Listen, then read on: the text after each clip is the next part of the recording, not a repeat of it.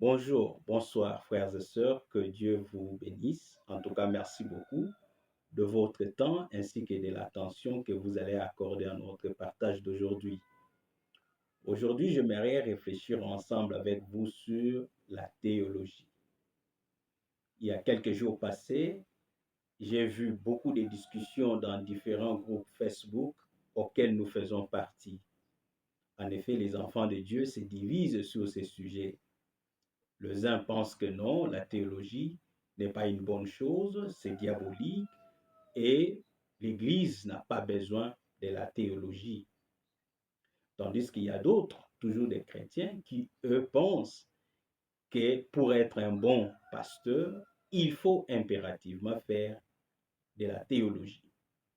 Voilà comment les enfants de Dieu se divisent sur ces sujets importants qui concernent l'Église et pour lesquels nous devons réfléchir, mais notre réflexion doit être basée sur les Écritures. Bien-aimés dans le Seigneur, j'aimerais commencer par nous rappeler ce que l'apôtre Pierre a dit. L'apôtre Pierre nous dit que nous devons ajouter à notre foi la connaissance. Mais seulement, en disant cela, ne nous avait pas dit comment trouver cette connaissance et où trouver cette connaissance. Mais déjà, rien que ce que l'apôtre a dit devient un argument solide pour ceux-là qui soutiennent la théologie. En effet, ils nous disent, voyez, il faut ajouter à la fois la connaissance, et la connaissance, il faut la trouver dans les études, donc par voie de conséquence, dans la théologie.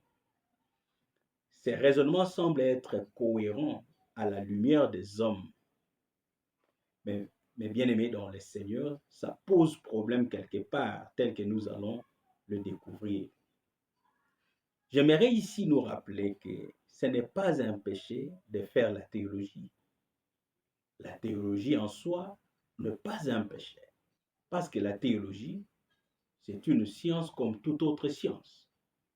Nous ne pouvons pas dire que non faire, je ne sais pas moi, le droit à l'université, c'est un péché, ou faire les sciences économiques, faire la sociologie, la mathématique et beaucoup d'autres sciences à l'université, que cela est un péché.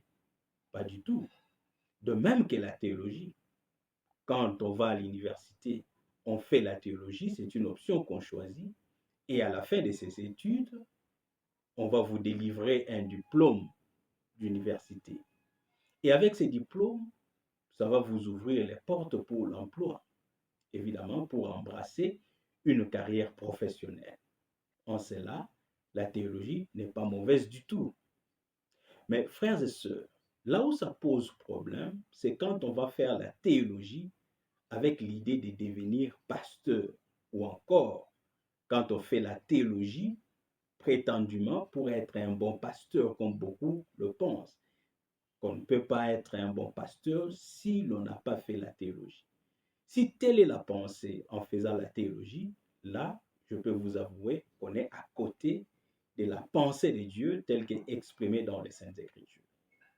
Voilà pourquoi nous allons examiner quelques passages bibliques afin que notre réflexion ne se repose pas sur nos opinions personnelles, mais que ça puisse se reposer sur les Écritures. Parce que les Écritures sont la pensée de Dieu exprimée pour son Église. Je suis dans Jérémie chapitre 1, le verset 5.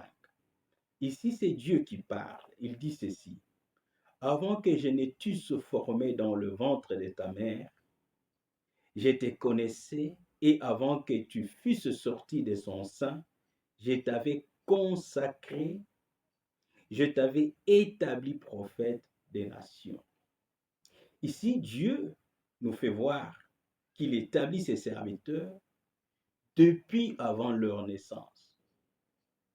C'est-à-dire, ce n'est pas parce qu'on a fait telle ou telle autre étude qu'on peut être prophète, pasteur, enseignant ou bref, serviteur de Dieu.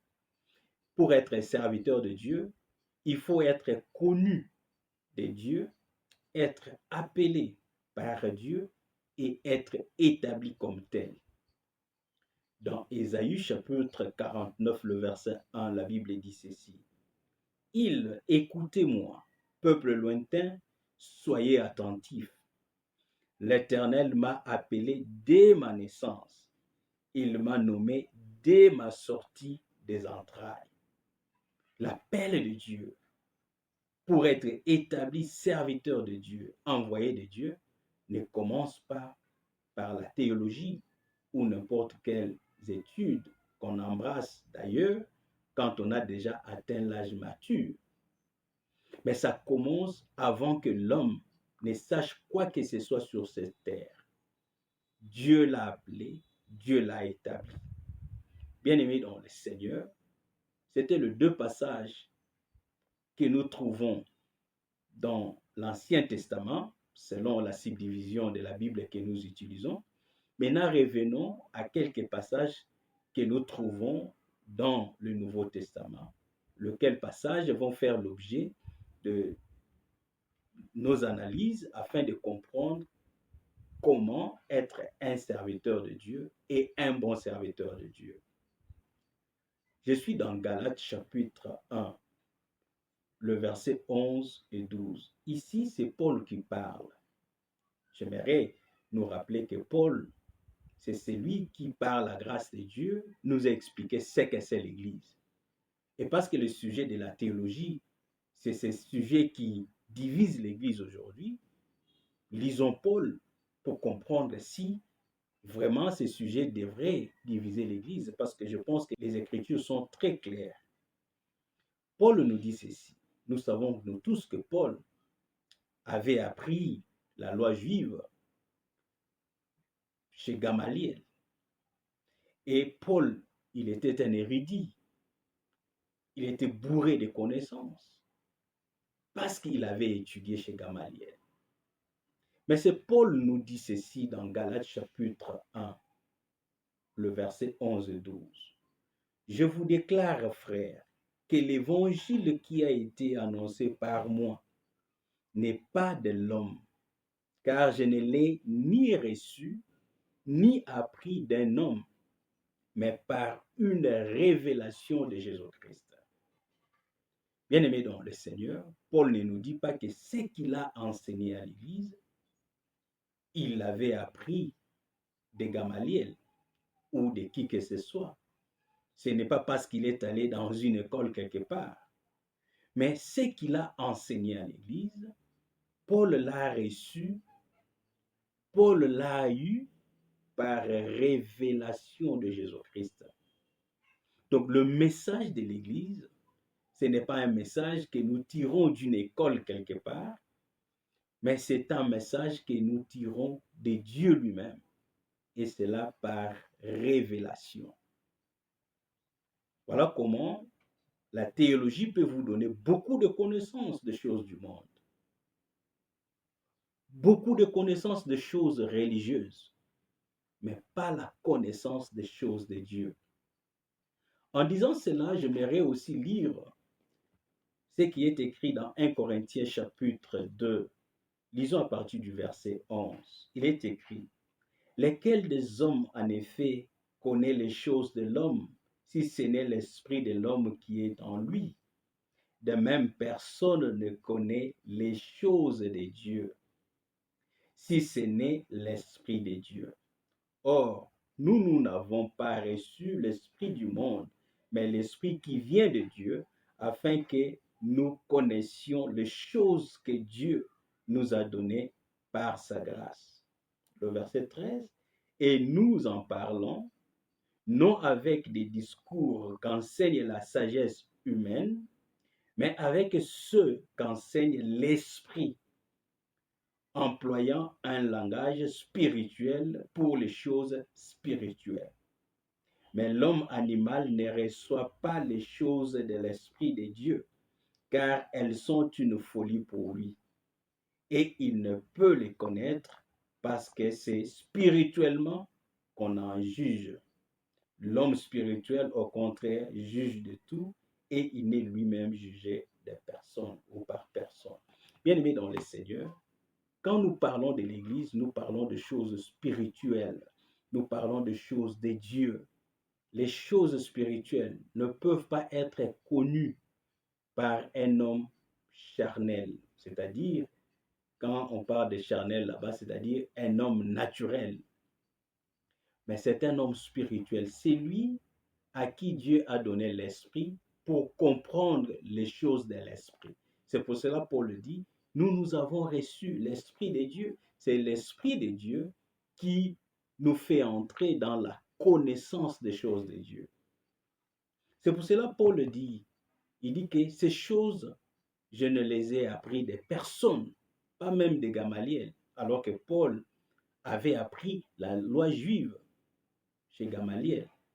Mais quand il a commencé à enseigner, il ne dit pas que les choses qu'il avait enseignées à l'Église, il les aurait apprises de Gamaliel. Mais il dit par révélation, c'est-à-dire qu'au travers de l'Esprit de Dieu. La théologie ne donne pas l'Esprit. D'où par conséquent, on peut terminer ses études théologiques sans pour autant avoir la révélation pour vous donner la connaissance des choses qui concernent l'Église, parce que ce sont des choses spirituelles. J'aimerais ici souligner que ce n'est pas un péché de faire la théologie, mais la théologie ne peut pas faire de quelqu'un un pasteur, moins encore un bon pasteur, comme d'aucuns le pensent. Je suis dans Actes chapitre 22, le verset 3 et 4. Écoutez le témoignage de Paul, qui avait appris de Gamaliel. Avec la connaissance apprise de Gamaliel, ce que Paul faisait de l'Église. Actes chapitre 22, le verset 3 à 4. Je suis juif, né à Tarse en Cilicie, mais j'ai été élevé dans cette ville-ci et instruit au pied de Gamaliel dans la connaissance exacte de la loi de nos pères, étant plein de zèle pour Dieu comme vous l'êtes tous aujourd'hui. J'ai persécuté à mort cette doctrine, liant et mettant en prison hommes et femmes. Paul est en train de donner son propre témoignage de ce qu'il avait fait de l'Église à cause de la connaissance apprise de Gamaliel. Cette connaissance acquise des hommes l'avait poussé à persécuter l'Église. Bien-aimés dans le Seigneur, si vous n'avez pas le Saint-Esprit, si vous n'êtes pas appelé et établi, vous pouvez faire la théologie, mais votre théologie pourrait vous amener à persécuter l'Église, à détruire la doctrine de l'Église. Et je suis convaincu, beaucoup de théologiens qui n'ont pas d'appel, qui n'ont pas été établis comme tels, disons comme pasteurs, ils sont venus dans l'Église avec leur connaissance théologique, ils ont détruit la doctrine de l'Église. Ils ont causé beaucoup de dégâts dans l'Église à cause de leur connaissance théologique. 2 Corinthiens chapitre 3, le verset 14 et 15. Mais ils sont devenus durs d'entendement, car jusqu'à ces jours, le même voile demeure quand ils font la lecture de l'Ancien Testament et ils ne se lèvent pas, parce que c'est en Christ qu'il disparaît. Jusqu'à ces jours, quand on lit Moïse, un voile est jeté sur leur cœur. Paul est en train de parler de ses frères juifs qui, ayant la connaissance de la loi, mais ils ne comprenaient pas les Écritures. Il dit quand ils lisaient Moïse, ils ne comprenaient pas ce qu'avait écrit Moïse. Pourquoi? Parce que pour arriver à comprendre le message de Dieu derrière les Écritures, il faut avoir le Saint-Esprit qui donne la révélation. C'est pour cela que Jésus-Christ avait dit, c'est l'Esprit qui vivifie, en d'autres termes, c'est l'Esprit qui donne la vie. Mais la lettre tue. C'est-à-dire que la Bible, vous pouvez aller faire la théologie, étudier la Bible à la manière d'homme. sans pour autant rien comprendre du message de Dieu qui est caché derrière les Écritures. Donc là, vous serez comme ces Juifs qui, à chaque fois qu'ils lisaient les Écritures, il y avait un voile qui les empêchait de comprendre les Écritures. Le même voile qui empêchait aussi Paul de comprendre les choses de Dieu qu'il lisait, et par conséquent, il persécutait l'Église, liant et jetant les enfants de Dieu dans la prison au nom de cette connaissance apprise des hommes. Mais quand, sur la route de Damas, il a rencontré Jésus-Christ, le voile était tombé. Il avait compris les choses de Dieu parce qu'il avait reçu la révélation. Et le message qu'il avait reçu, c'était un message autre que celui qu'il avait appris de Gamaliel. Nous connaissons Nicodème dans la Bible, frères et sœurs. Il était docteur de la loi, comme beaucoup de gens se vantent aujourd'hui, docteur en théologie. Ils viennent en costume, des fois avec des longues robes. Ils ont une présence impressionnante. Ils parlent très bien. Et quand ils parlent, la manière dont ils sont en train d'articuler les mots, quand ils vous parlent des mots grecs, des mots hébreux, l'Église est impressionnée. Ils sont docteurs, mais ils ont moins ou presque pas de connaissance des choses de Dieu, malgré l'impression qu'ils donnent à certains croyants qui, malheureusement, ne maîtrisent pas aussi les Saintes Écritures. Écoutez ce que Jésus-Christ avait dit à Nicodème, ce docteur de la loi. Nicodème lui dit, Jean chapitre 3, le verset 9 et 10, « Comment cela peut-il se faire ?» Jésus lui répondit, « Tu es le docteur d'Israël, n'est-ce pas? Et tu ne sais pas ces choses. » Voyez, ici Jésus-Christ parlait d'une notion élémentaire. Il parlait de la nouvelle naissance. Mais Nicodème, malgré qu'il était docteur, il ne comprenait rien de cette révélation. Bien-aimés dans le Seigneur, j'ai dit et je répète, faites la théologie si vous en avez le temps, l'opportunité. Faites la théologie parce que c'est une science comme toute autre science. Mais ne pensez pas devenir pasteur ou un bon pasteur parce qu'on a fait la théologie. Pour être un bon serviteur de Dieu, il faut être appelé et établi comme tel par les seigneurs. Sinon, il y aura beaucoup de dégâts. Sinon, on parlera des mythes, on parlera des fables.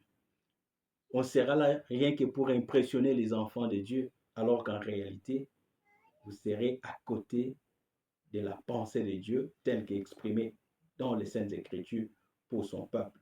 Il faut la révélation pour comprendre les choses de Dieu et il faut être appelé et établi comme serviteur de Dieu pour être un bon pasteur.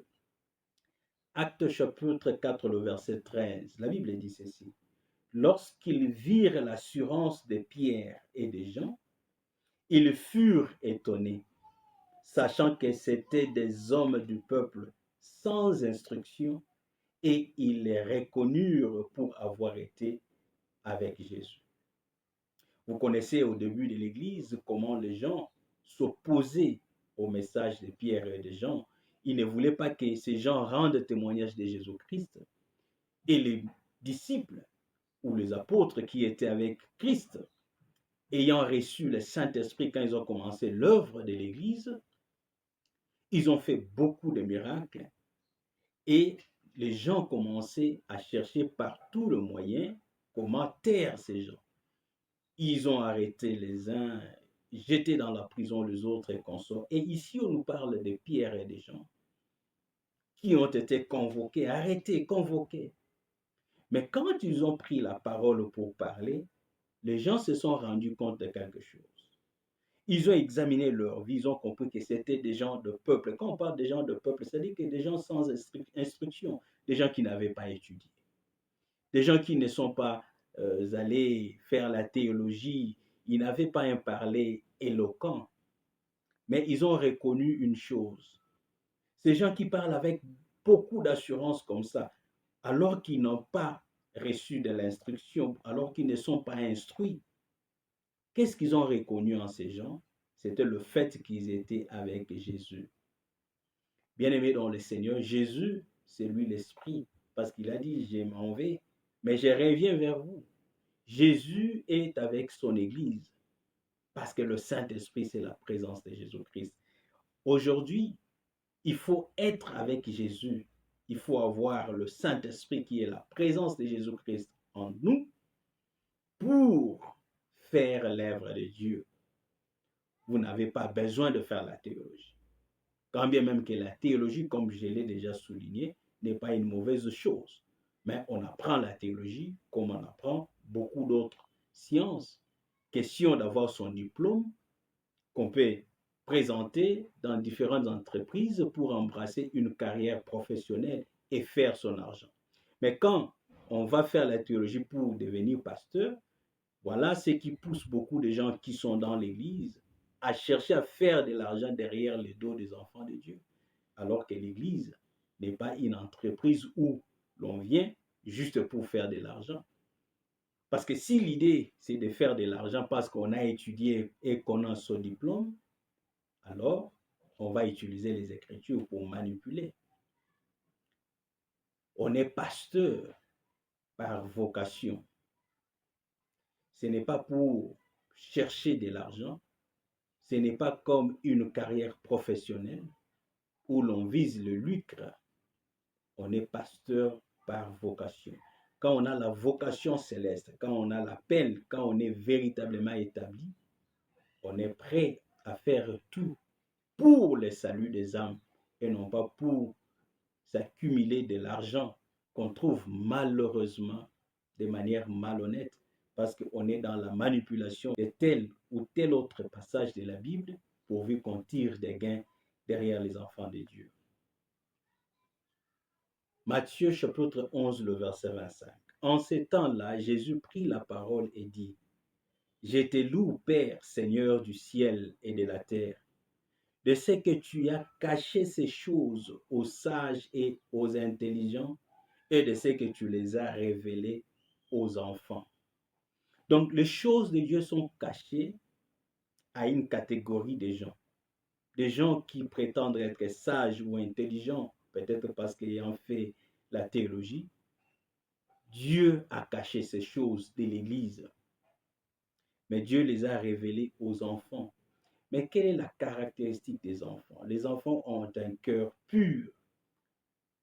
C'est cette pureté du cœur qui invite Dieu à venir prendre la place de choix dans nos cœurs et de ce siège du cœur, Dieu donne la révélation. Mais ce n'est pas pour les prétentieux, ce n'est pas pour ceux-là qui pensent qu'ils sont sages ou intelligents parce qu'ils ont fait la théologie, ils parlent le grec ou le vrai, non. À eux, les choses de Dieu sont cachées. C'est révélé aux gens qui sont comme des enfants. Ils ont un cœur pur. N'est-ce pas? La Bible dit, Dieu résiste les orgueilleux, il fait grâce aux humbles. Ça, c'est la caractéristique d'un enfant. Il est humble. Et à cause de son humilité, Dieu lui fait grâce, Dieu lui donne la révélation.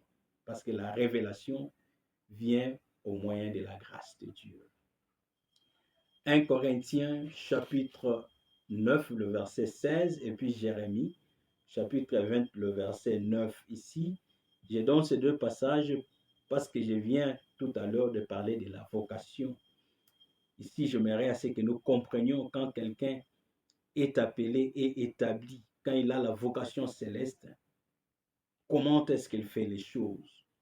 Dans 1 Corinthiens chapitre 9, le verset 16, c'est Paul qui parle et dit, « Si j'annonce l'évangile, ce n'est pas pour moi un sujet de gloire, car la nécessité m'en est imposée et malheur à moi si je n'annonce pas l'évangile. » Donc il annonce l'évangile parce que c'est une nécessité céleste. Dieu l'a appelé pour ça. Dieu le conduit dans ça. Ce n'est pas pour chercher de l'argent, mais c'est de manière désintéressée parce qu'il a la vocation céleste. Il doit le faire. Et pour lui, ce n'est pas un sujet de gloire. Comme nous voyons beaucoup de gens au nom de la théologie, quand ils viennent dans des plateaux de télévision, ils cherchent à prouver comment ou combien ils connaissent plus que les autres. Vous sentez de l'arrogance, vous sentez de l'orgueil.